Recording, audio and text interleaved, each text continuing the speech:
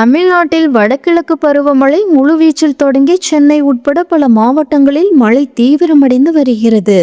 இதனிடையே வங்கக்கடலில் உருவாகி இருக்கும் காற்றழுத்த தாழ்வு பகுதி அடுத்த சில நாட்களில் புயலாக வலுப்பெறும் என வானிலை ஆய்வு மையம் எச்சரிக்கை விடுத்துள்ளது. அந்த புயலுக்கு மோந்தா என பெயரிடப்பட்டுள்ளது. வங்கக்கடலில் தற்போது நிலவும் காற்றழுத்த தாழ்வு பகுதி நாளை ஆழ்ந்த காற்றழுத்த தாழ்வாக வலுப்பெற்று அக்டோபர் 27 காலை புயலாக மாறும் என இந்திய வானிலை ஆய்வு மையம் தெரிவித்துள்ளது. இந்த புயல் தென்மேற்கு மற்றும் மேற்கு மத்திய வங்கக்கடலில் உருவாகும் என்றும் பின்னர் மேற்கு வடமேற்கு திசையில் நகரும் வாய்ப்புள்ளதாகவும் தெரிவிக்கப்பட்டுள்ளது. இதன் தாக்கமாக வட தமிழகம், கடலோர மாவட்டங்கள், டெல்டா மாவட்டங்கள் மற்றும் உள் மாவட்டங்களில் கனமழை பெய்யும் என கூறப்பட்டுள்ளது. குறிப்பாக சென்னை, காஞ்சிபுரம், செங்கல்பட்டு, திருவள்ளூர், நாகப்பட்டினம், தஞ்சாவூர், திருவாரூர் மற்றும் புதுக்கோட்டை உள்ளிட்ட மாவட்டங்களில் மழை தீவிரமடையும் என எச்சரிக்கையும் விடுக்கப்பட்டுள்ளது.